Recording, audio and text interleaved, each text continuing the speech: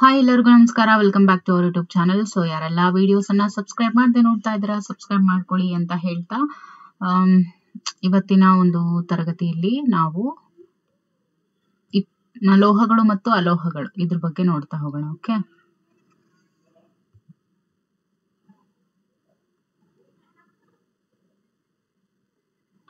ಲೋಹಗಳು ಮತ್ತು ಅಲೋಹಗಳು.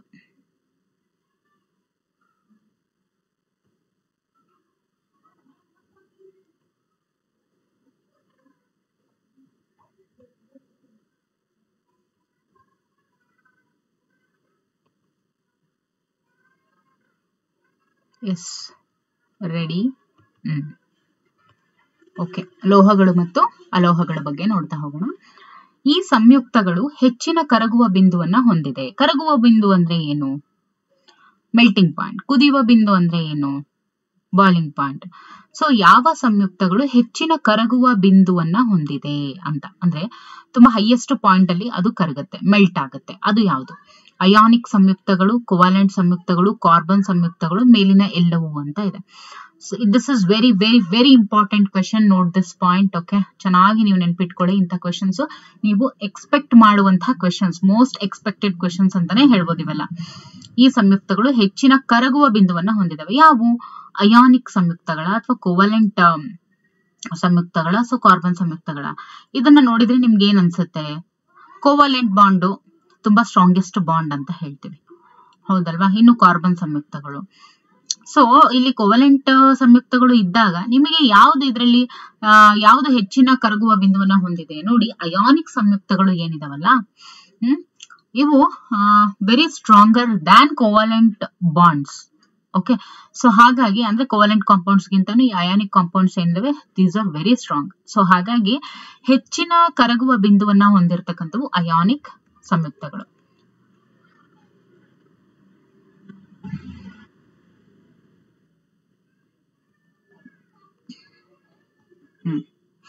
ಸೀಸಾ ಮತ್ತು ತವರದ ಘಟಕವನ್ನ ಹೊಂದಿರುವಂತಹ ಮಿಶ್ರಲೋಹ. ಸೊ ಸೀಸಾ ಮತ್ತು ತವರ ಇವೆ ಎರಡನ್ನ ಹೊಂದಿರುವಂತಹ ಮಿಶ್ರಲೋಹ ಯಾವುದು ಅಂತ ಕೇಳಿದರೆ ಹಿತ್ತಾಳೆನ, ಕಲೆರಹಿತ ಉಕ್ಕ, ಬೆಸುಗೆ ಲೋಹನ, ಕಂಚುನ.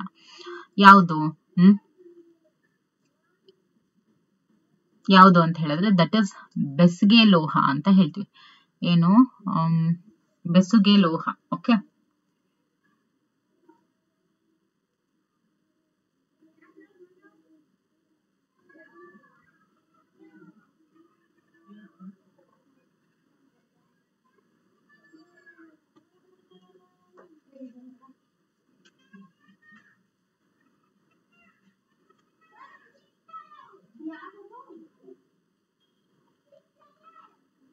ಸೀಸಾ ಅಂದ್ರೆ ಲೆಡ್. ಓಕೆ, ತವರ ಅಂತ ಹೇಳಿದ್ರೆ ಟಿನ್ ಅಂತ ಹೇಳ್ತೀವಿ.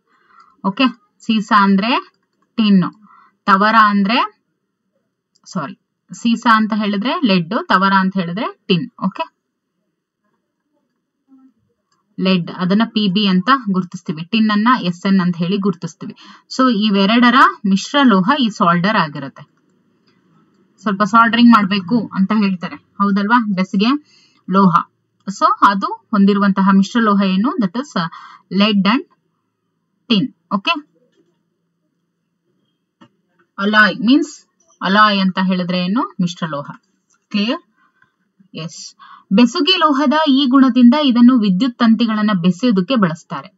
ಅಂದ್ರೆ ಇವಾಗ ವಿದ್ಯುತ್ ತಂತಿಗಳು ಒಂದಕ್ಕೊಂದು ಬೆಸೆಬೇಕು ಅಂದ್ರೆ ಬೆಸೆಯೋದಕ್ಕೆ ಕಾರಣ ಏನು ಅಂತ ಹೇಳಿದ್ರೆ ಬೆಸುಗೆ ಲೋಹದಲ್ಲಿ ಇರುವಂತಹ ಈ ಗುಣದಿಂದ. ಯಾವ ಗುಣ? ಉತ್ತಮ ಆವಾಹಕ, ಉತ್ತಮ ಉಷ್ಣವಾಹಕ, ಹೆಚ್ಚಿನ ಕರಗುವ ಬಿಂದು, ಕಡಿಮೆ ಕರಗುವ ಬಿಂದು ಅಂತ ಇದೆ. ಸೊ ಈ ರೀತಿಯಾಗಿದ್ದಾಗ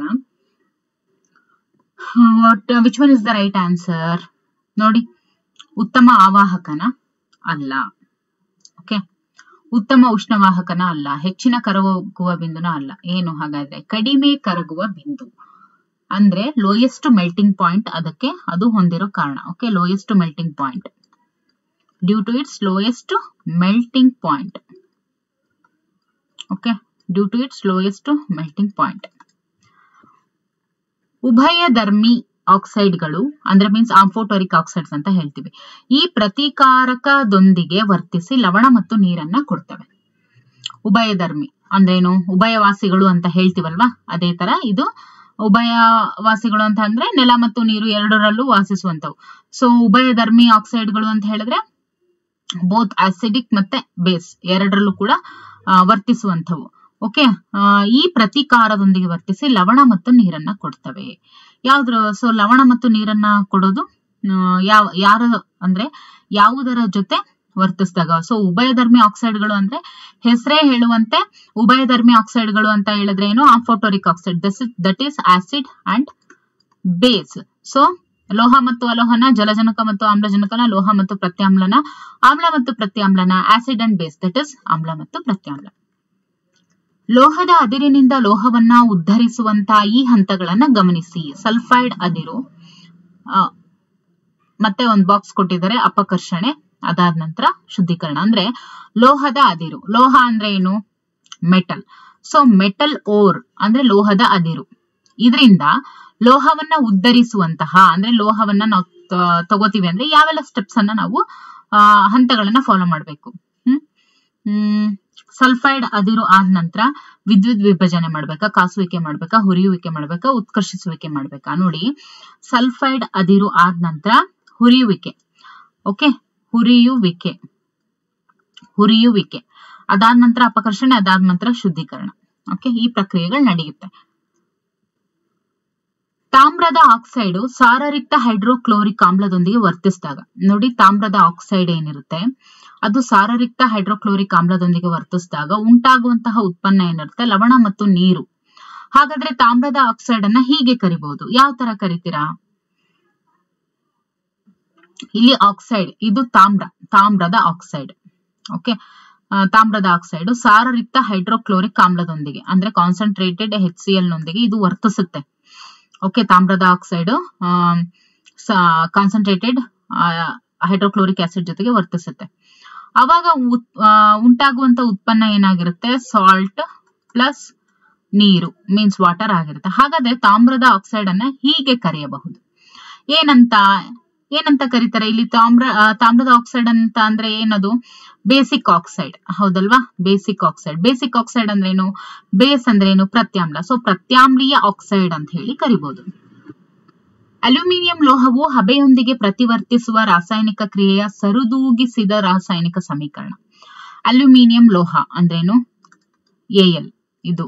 ಓಕೆ, ಹಬೆಯೊಂದಿಗೆ ಪ್ರತಿವರ್ತಿಸುವ ರಾಸಾಯನಿಕ ಕ್ರಿಯೆಯ ಸರಿದೂಗಿಸಿದಂತಹ ರಾಸಾಯನಿಕ ಸಮೀಕರಣವನ್ನ ನಾವು ಹೇಳಬೇಕು. ಹಬೆ. ಓಕೆ, ಸೊ ಇದಕ್ಕೆ ಸರಿಯಾದಂತ ಉತ್ತರ ಏನು ನೋಡಿ?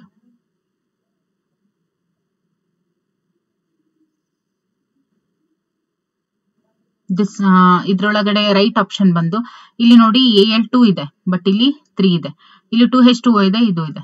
So this is wrong. ಸರಿದೂಗಿಸಿದಂತಹ ರಾಸಾಯನಿಕ ಸಮೀಕರಣವನ್ನು ನೋಡ್ಬೇಕು. ಇಲ್ಲಿ 3H2 ಇದೆ, ಇಲ್ಲಿ ಬರೀ H2 ಇದೆ. This is also wrong. ಇಲ್ಲಿ H2O ಇದೆ, O ಇರುವಂತದ್ದು ಇಲ್ಲಿ ಒಂದೇ, ಬಟ್ ಇಲ್ಲಿ ಏನ್ ಕೊಟ್ಟಿದ್ದಾರೆ 3 ನೋಡಿ 3 × 3 9 O ಆಯ್ತು. ಇದು ಕೂಡ ರಾಂಗ್, ಬಟ್ ಇದು ಸರಿಯಾದಂತ ಆಯ್ಕೆ ನೋಡಿ. 2Al ಇಲ್ಲೂ ಕೂಡ 2Al. ಇಲ್ಲಿ 3O 3H2 ಅಂದ್ರೆ ಉಳಿದಿದ್ದು 3H2, that is 3H2. Okay, so this is right. ಲೋಹದ ಕಾರ್ಬೋನೇಟ್ ಅದಿರುಗಳನ್ನ ಅವುಗಳ ಆಕ್ಸೈಡ್ಗಳಾಗಿ ಪರಿವರ್ತಿಸುವಂತಹ ಪ್ರಕ್ರಿಯೆ. ಲೋಹದ ಕಾರ್ಬೋನೇಟ್, ಲೋಹ ಅಂದ್ರೇನು? ಮೆಟಲ್. ಸೊ ಮೆಟಲ್ ಕಾರ್ಬೋನೇಟ್ ಅದಿರುಗಳನ್ನ ಅವುಗಳ ಆಕ್ಸೈಡ್ ಆಗಿ ಪರಿವರ್ತಿಸುವಂತ ಕ್ರಿಯೆ. ಅಂದ್ರೆ ಈಗ ಕಾರ್ಬೋನೇಟ್ ಅದಿರುಗಳನ್ನ ಆಕ್ಸೈಡ್ಗಳಾಗಿ, ಅಂದ್ರೆ ಇವಾಗ ಮೆಟಲ್ ಕಾರ್ಬೋನೇಟ್ಸ್ ಅಂತ ಇರುತ್ತೆ. ಸೊ ಅವನ್ನ ಮೆಟಲ್ ಆಕ್ಸೈಡ್ಸ್ ಆಗಿ ಪರಿವರ್ತಿಸಬೇಕು ಅಂತ ಅಂದ್ರೆ ಯಾವ ಪ್ರಕ್ರಿಯೆಯನ್ನ ಅನುಸರಿಸಬೇಕು? ಕಾಸ್ಬೇಕು, ಅವನ್ನ ಚೆನ್ನಾಗಿ ಕಾಸ್ಬೇಕು. ಓಕೆ, ಸೊ ಅವಾಗ ಏನಾಗುತ್ತೆ, ಆಕ್ಸೈಡ್ಗಳಾಗಿ ಅವು ಪರಿವರ್ತನೆ ಆಗ್ತವೆ. ಓಕೆ, X ಧಾತುವಿನ ಪರಮಾಣು ಸಂಖ್ಯೆ 11. ಓಕೆ, Y ಧಾತುವಿನ ಪರಮಾಣು ಸಂಖ್ಯೆ 17. ಓಕೆ, ಹಾಗಾದ್ರೆ ಈ ಧಾತುಗಳ ನಡುವೆ ಉಂಟಾಗುವ ಬಂಧದ ವಿಧ ಯಾವುದು ಅಂತ ಕೇಳಿದ್ದಾರೆ. ಓಕೆ, ಹಾಗಾದ್ರೆ ನೋಡಿ, ಇದು ಸೋಡಿಯಂ 11 ಬರುತ್ತೆ ಅಂಡ್ 17 ಕ್ಲೋರಿನ್ ಬರುತ್ತೆ.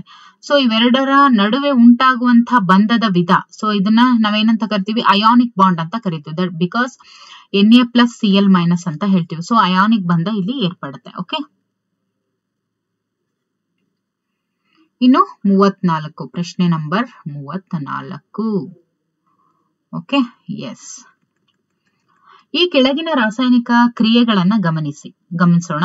Fe+CuSO4, FeSO4 plus C, Zn plus FeSO4 gives rise to ZnSO4 plus Fe. So ಈ ಮೇಲಿನ ಕ್ರಿಯೆಗಳಲ್ಲಿ ಇರುವಂತಹ ಲೋಹಗಳ ಕ್ರಿಯಾಶೀಲತೆಯ ಇಳಿಕೆಯನ್ನ ಬರೆಯಿರಿ ಅಂತ ಹೇಳಿದ್ದಾರೆ. ಇಳಿಕೆ ಅಂದ್ರೆ ಏನು? ಇದನ್ನ ನಾವು ಇಳಿಕೆ ಕ್ರಮ ಅಂತ ಹೇಳ್ತೀವಿ. ಏರುವ ಕ್ರಮ ಅಂತ ಅಂದ್ರೆ ಏನು? ಇದನ್ನ ಏರಿಕೆ ಕ್ರಮ ಅಂತ ಹೇಳ್ತೀವಿ. ಇದನ್ನ ಏನು? ಇಳಿಕೆ ಕ್ರಮ ಅಂತ ಹೇಳ್ತೀವಿ. ಸೊ ಈಗ ಇದನ್ನ ಇಳಿಕೆ ಲೋಹ ಕ್ರಿಯಾಶೀಲತೆ ಇಳಿಕೆ ಅಂತ ಹೇಳಿದಾರೆ. ಅಂದ್ರೆ ಫಸ್ಟ್ ಯಾವ್ದು ಸ್ಟ್ರಾಂಗ್ ಇರುತ್ತೋ ಅದನ್ನ ಬರಿಬೇಕು. ನೋಡಿ,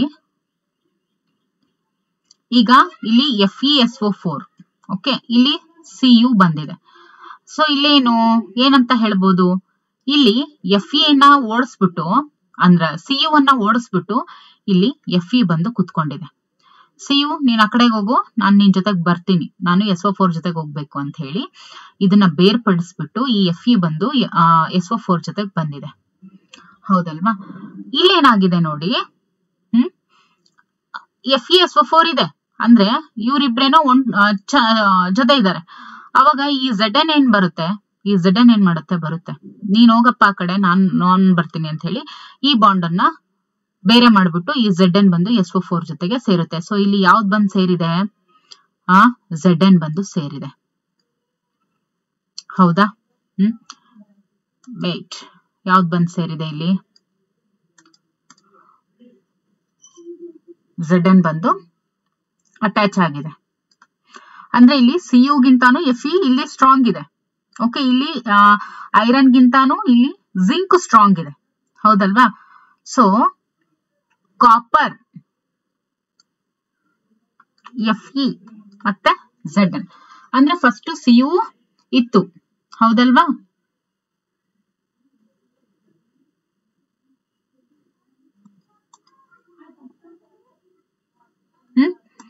ಹೌದಲ್ವಾ?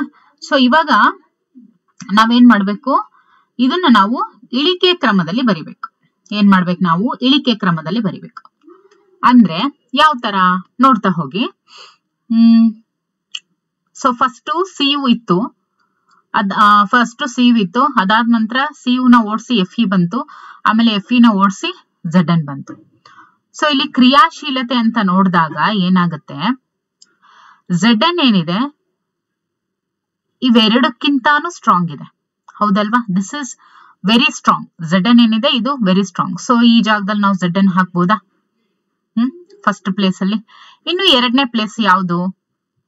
Fe. ಇನ್ನು ಮೂರನೇ ಪ್ಲೇಸ್ ಯಾವುದು? That is Cu. So Zn is less stronger ಅಥವಾ ಏನ್ ಹೇಳ್ತೀವಿ? Very stronger than Cu. But Cu ಏನಿದೆ copper, that is more stronger than Fe. ಹೌದಲ್ವಾ?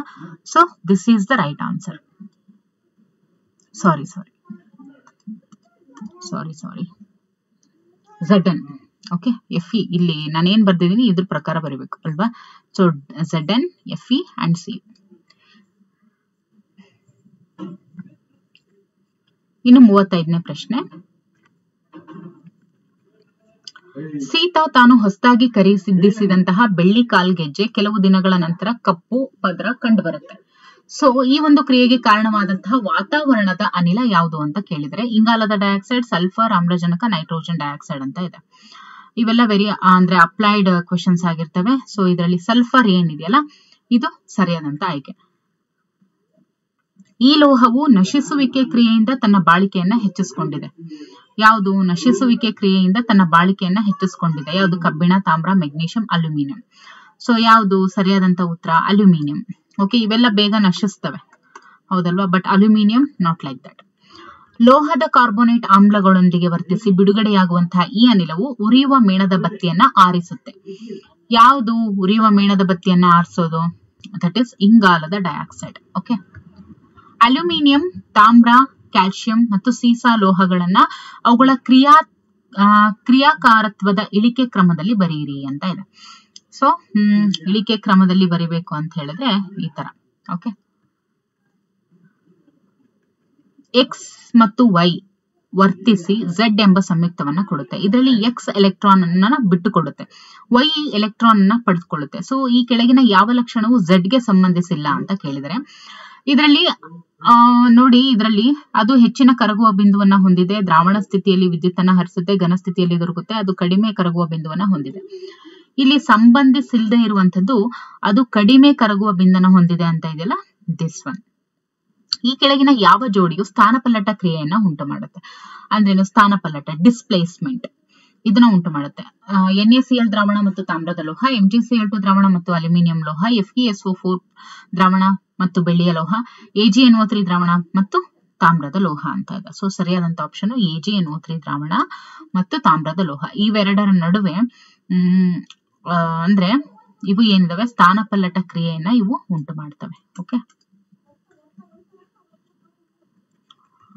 ಕಬ್ಬಿಣದ ಕಾವಲಿ ತುಕ್ಕು ಹಿಡಿಯದಂತೆ ತಡೆಗಟ್ಟಲು ಈ ಕೆಳಗಿನ ಯಾವ ವಿಧಾನ ಸೂಕ್ತವಾಗಿದೆ? ಕಬ್ಬಿಣದ ಕಾವಲಿ ಅಂದ್ರೆ ಇವಾಗ ದೋಸೆ ಹಂಚು, ಚಪಾತಿ ಹಂಚು ಅವೆಲ್ಲ ಏನು ಕಬ್ಬಿಣದ ಕಾವಲಿಗಳು. ಇವಾಗ ಬಿಡಿ ಟೆಫ್ಲಾನ್ ಕೋಟೆಡ್ ಎಲ್ಲ ಬರ್ತಾ ಇದೆ, ನಾನ್ ಸ್ಟಿಕ್ ತವಾಸ್ ಎಲ್ಲ ಬರ್ತಾ ಇದೆ, ಬಟ್ ಮುಂಚೆ ಎಲ್ಲ ಕಬ್ಬಿಣದ ಕಾವಲಿಗಳು ಇರ್ತಾ ಇದ್ವು. ಅವು ತುಕ್ಕು ಹಿಡಿಯದಂತೆ ತಡೆಗಟ್ಟಬೇಕು ಅಂದ್ರೆ ಯಾವ ಒಂದು ವಿಧಾನವನ್ನ ಸೂಕ್ತ ಅಂತ ಹೇಳಿದರೆ, ಗ್ರೀಸ್ ಹಚ್ಚುವುದು, ಬಣ್ಣ ಹಚ್ಚುವುದು, ಸತುವಿನ ಲೇಪನ ಮಾಡೋದು, ಮತ್ತೆ ಮೇಲಿನ ಎಲ್ಲವೂ ಅಂತ ಇದೆ. ಸೊ ಸರಿಯಾದ ಆಪ್ಷನ್ ಯಾವುದು? ಸರಿಯಾದ ಆಪ್ಷನ್ ಬಂದ್ಬಿಟ್ಟು ಸತುವಿನ ಲೇಪನ ಮಾಡುವಂಥದ್ದು. ಅದನ್ನ ಗ್ಯಾಲ್ವನೈಸೇಷನ್ ಅಂತ ಕರೀತಾರೆ ಆ ಕ್ರಿಯೆಯನ್ನ. ಒಂದು ಧಾತುವು ಆಕ್ಸಿಜನ್ ಜೊತೆ ಪ್ರತಿವರ್ತಿಸಿ ಕರಗುವ ಬಿಂದುವನ್ನ ಹೊಂದಿರುವ ಸಂಯುಕ್ತವನ್ನ ಉಂಟು ಮಾಡುತ್ತೆ. ಈ ಸಂಯುಕ್ತವು ನೀರಿನಲ್ಲಿ ಸುಲಭವಾಗಿ ಕರಗುತ್ತೆ. ಸೊ ಸಾಮಾನ್ಯವಾಗಿ ಆ ಧಾತು ಯಾವುದಾಗಿರಬಹುದು ಅಂತ ಹೇಳಿದ್ರೆ, ಈಗ ಒಂದು ಧಾತು ಇದೆ, ಆಕ್ಸಿಜನ್ ಜೊತೆ ಅದು ಪ್ರತಿವರ್ತಿಸಿ ಕರಗುವ ಬಿಂದುವನ್ನು ಹೊಂದಿರುವಂತಹ ಸಂಯುಕ್ತವನ್ನ ಉಂಟು ಮಾಡುತ್ತೆ. ಅಂದ್ರೆ ಮೆಲ್ಟಿಂಗ್ ಪಾಯಿಂಟ್ ಅನ್ನ ಒಳಗೊಂಡಿರುವಂತಹ ಕಾಂಪೌಂಡ್ ಅನ್ನ ಅದು ಕ್ರಿಯೇಟ್ ಮಾಡುತ್ತೆ, ಅಂದ್ರೆ ಫಾರ್ಮ್ ಮಾಡುತ್ತೆ. ಈ ಸಂಯುಕ್ತ ನೀರಿನಲ್ಲಿ ಸುಲಭವಾಗಿ ಕರಗುತ್ತೆ. ಸೊ ಅದು ಯಾವ್ದಾಗಿರ್ಬೋದು? ಕಬ್ಬಿಣ ಕರಗುತ್ತಾ? ಇಲ್ಲ. ಕ್ಯಾಲ್ಸಿಯಂ, ಸಿಲಿಕಾನ್ ಮತ್ತೆ ಕಾರ್ಬನ್ ಅಂತ ಇದೆ. ಸೊ ಹಾಗಾದ್ರೆ ಇವು ಮೂರರಲ್ಲಿ ಯಾವ್ದಾಗಿರ್ಬೋದು? That is calcium. Calcium. Okay, ನೀವು ನೀರಿಗೆ ಹಾಕಿದ ಕೂಡ ಕ್ಯಾಲ್ಸಿಯಂ ಕರಗುತ್ತಲ್ವಾ? ಸುಣ್ಣ ತಗೊಂಡು ನೀವು ಹಾಕ್ತೀರಾ, ಕರಗುತ್ತಲ್ವಾ? ಅದರಲ್ಲೂ ಕೂಡ ಕ್ಯಾಲ್ಸಿಯಂ ಇರುತ್ತೆ ಅಲ್ವಾ? ಆಹಾರ ಪದಾರ್ಥಗಳ ಡಬ್ಬಿಗಳನ್ನು ತವರದಿಂದ ಲೇಪನ ಮಾಡಿರುತ್ತಾರೆಯೇ ಹೊರತು ಸತುವಿನಿಂದ ಅಲ್ಲ. ಯಾಕೆ? ಸತು ತವರಕ್ಕಿಂತ ದುಬಾರಿ ಅಂತನಾ, ಸತುವಿನ ಕರಗುವ ಬಿಂದು ತವರಕ್ಕಿಂತ ಹೆಚ್ಚು ಅಂತನಾ, ಅಥವಾ ಸತುವು ತವರಕ್ಕಿಂತ ಹೆಚ್ಚು ಕ್ರಿಯಾಶೀಲತೆಯಿಂದ ಇದೆ ಅಂತನಾ, ಅಥವಾ ಸತುವು ತವರಕ್ಕಿಂತ ಕಡಿಮೆ ಕ್ರಿಯಾಶೀಲತೆ ಇದೆ ಅಂತನಾ? ಏನು? ಸತುವು ಏನಿದೆ ತವರಕ್ಕಿಂತ ಹೆಚ್ಚು ಕ್ರಿಯಾಶೀಲವಾಗಿದೆ, ಅಂದ್ರೆ ಇದು ತುಂಬಾ ಬೇಗ ರಿಯಾಕ್ಟ್ ಆಗುತ್ತೆ. ಸೊ ಹಾಗೆ ರಿಯಾಕ್ಟ್ ಆಗ್ಬಾರ್ದು ಫುಡ್ ಅಲ್ಲಿ, ಅಂದ್ರೆ ಅದು ಆಹಾರ ಪದಾರ್ಥ ಆಗಿರೋದ್ರಿಂದ ತವರವನ್ನೇ ಯೂಸ್ ಮಾಡ್ತಾರೆ. ಸತುನ ಯಾಕೆ ಯೂಸ್ ಮಾಡಲ್ಲ ಅಂದ್ರೆ ಅದು ತುಂಬಾ ಬೇಗ ರಿಯಾಕ್ಟ್ ಆಗುತ್ತೆ ಫುಡ್ ಜೊತೆ, ಅದಕ್ಕೋಸ್ಕರ. ಇದು ರಿಯಾಕ್ಟ್ ಆಗೋದಿಲ್ಲ ಹೆಚ್ಚಾಗಿ, ಅದಕ್ಕೋಸ್ಕರ ತವರವನ್ನ ಲೇಪನ ಮಾಡ್ತಾರೆ. ಮೆಗ್ನೀಷಿಯಂ ಲೋಹವನ್ನ ಗಾಳಿಗೆ ನಾವು ತೆರೆದಿಟ್ಟಾಗ ಅದ್ರ ಮೇಲೆ ಉಂಟಾಗುವಂತಹ ರಾಸಾಯನಿಕ ಪದರ ಏನು? Magnesium carbonate, magnesium nitrate, magnesium sulphide. ಗಾಳಿಯಲ್ಲಿ ಇರೋದು ಏನೋ ಆಕ್ಸಿಜನ್, ಹೌದಲ್ವಾ? ಸೊ ಆಕ್ಸೈಡ್, ಮೆಗ್ನೀಷಿಯಂ ಆಕ್ಸೈಡ್ ಉಂಟಾಗುತ್ತೆ. ಸಲ್ಫೈಡ್ ಅದಿರುಗಳನ್ನ ಹುರಿಯುವಿಕೆಯ ವಿಧಾನದಿಂದ ಸಾರವರ್ಧಿಸುವ ಉದ್ದೇಶ ಏನು? ಸಲ್ಫೈಡ್ ಅದಿರುಗಳನ್ನ ಹುರಿಯುವಿಕೆಯ ವಿಧಾನದಿಂದ, ಅಂದ್ರೆ ಸಲ್ಫೈಡ್ ಅದಿರುಗಳು ಏನಿರ್ತವೆ ಅವುಗಳನ್ನ ಹುರಿಯುವಿಕೆ ವಿಧಾನದಿಂದನೇ ಸಾರವರ್ಧಿಸ್ತಾರಲ್ವಾ, ಅದ್ರ ಉದ್ದೇಶ ಏನು ಅಂತ ಕೇಳಿದರೆ, ಯಾಕಂದ್ರೆ ಅದಿರನ್ನ ಲೋಹದ ಆಕ್ಸೈಡ್ ರೂಪಕ್ಕೆ ಪರಿವರ್ತಿಸ್ಬೇಕಲ್ವಾ, ಅದಕ್ಕೋಸ್ಕರ. ಇನ್ನು ಥರ್ಮೈಟ್ ಕ್ರಿಯೆಯನ್ನ ಈ ಉದ್ದೇಶಕ್ಕೆ ಬಳಸ್ತಾರೆ. ನೋಡಿ, ಥರ್ಮೈಟ್ ಪ್ರೋಸೆಸ್ ಅನ್ನ ಇದಕ್ಕೆ ಬಳಸ್ತಾರೆ ಅಂತ ಹೇಳಿದ್ರೆ, ಮುರಿದ ಯಂತ್ರದ ಭಾಗಗಳ ಜೋಡಣೆ, ಲೋಹದ ಸಾರವರ್ಧನೆಯಲ್ಲಿ, ಮೂಳೆ ಮುರಿತದ ಜೋಡಣೆಗೆ, ದಂತ ಚಿಕಿತ್ಸೆಯಲ್ಲಿ ಅಂತ ಇದೆ. ಥರ್ಮೈಟ್ ಪ್ರೋಸೆಸ್ ಅಂತ ಬಂದಾಗ ನೋಡಿ, ರೈಟ್ ಆನ್ಸರ್ ಬಂದ್ಬಿಟ್ಟು ದಟ್ ಇಸ್ ಮುರಿದ ಯಂತ್ರದ ಭಾಗಗಳ ಜೋಡಣೆ. ಯಾವ್ದಾದ್ರು ಒಂದು, ಇವಾಗ ಫಾರ್ ಎಕ್ಸಾಂಪಲ್ ರೈಲ್ವೆ ಟ್ರ್ಯಾಕ್ ಇದೆ, ಓಕೆ, ರೈಲ್ವೆ ಟ್ರ್ಯಾಕ್ ಇದೆ, ಇಲ್ಲೇನಾದ್ರೂ ಅದು ಮುರಿದಿದ್ರೆ, ಅಂದ್ರೆ ಏನ್ ಕನೆಕ್ಷನ್ ಇರುತ್ತೆ ಅಲ್ಲೇನಾದ್ರೂ ಸ್ವಲ್ಪ ರೈಲು ಹಳಿಯಲ್ಲಿ ಏನಾದ್ರೂ ತಪ್ಪಾಗಿದ್ರೆ ಥರ್ಮೈಟ್ ಪ್ರೋಸೆಸ್ ನ ಮೂಲಕ ಅದನ್ನ ಏನ್ ಮಾಡ್ತಾರೆ, ಸರಿ ಮಾಡ್ತಾರೆ. 1 ಗ್ರಾಂ ಚಿನ್ನದಿಂದ 2 ಕಿಲೋಮೀಟರ್ ತಂತಿಯನ್ನ ಮಾಡಬಹುದು. ಇಲ್ಲಿ ಪ್ರದರ್ಶಿಸಲ್ಪಡುವಂತಹ ಲೋಹದ ಗುಣ ವಿದ್ಯುತ್ ವಾಹಕತೆ, ಕುಟ್ಯತೆ, ತನ್ಯತೆ, ಕಾಂತತೆ ಅಂತ ಇದೆ. ಸೊ ಏನು? ತನ್ಯತೆ ಅಂತ ಹೇಳ್ಬೋದಾ? ತನ್ಯತೆ ಅಂತ ಹೇಳ್ಬೋದು ನೋಡಿ. ಅದಕ್ಕೆ ಇವಾಗೆಲ್ಲ ಲೈಟ್ ವೈಟ್ ಜ್ಯುವೆಲರೀಸ್ ಯಾಕೆ ಬರ್ತಾ ಇದಾವೆ ಅಂದ್ರೆ ಇದಕ್ಕೋಸ್ಕರನೇ. ಓಕೆ, 1 ಗ್ರಾಮ್ ಅಲ್ಲೂ ಕೂಡ ಮಾಡ್ತಾ ಇದ್ದಾರೆ ಅಂದ್ರೆ because due to its malleability means ತನ್ಯತೆ. ತುಂಬಾ ಕ್ರಿಯಾಪಟು ಧಾತುಗಳಾದಂತಹ ಈ ಲೋಹಗಳನ್ನ ಸೀಮೆ ಎಣ್ಣೆಯಲ್ಲಿ ಸಂಗ್ರಹಿಸಲು ಇಡಲಾಗುತ್ತೆ. That is none other than sodium and potassium. Okay, ಮಿಶ್ರ ಲೋಹಗಳಿಗೆ ಸಂಬಂಧಿಸಿದ ಈ ಕೆಳಗಿನ ಯಾವ ಹೇಳಿಕೆ ತಪ್ಪಾಗಿದೆ? ಮಿಶ್ರ ಲೋಹಗಳು ಅಂತ ಹೇಳಿದ್ರೆ alloys like PB and tin. ಯಾವುದು? ಸಾಲ್ಡರ್ಗೆ ಹೇಳಿದ್ವಲ್ವಾ.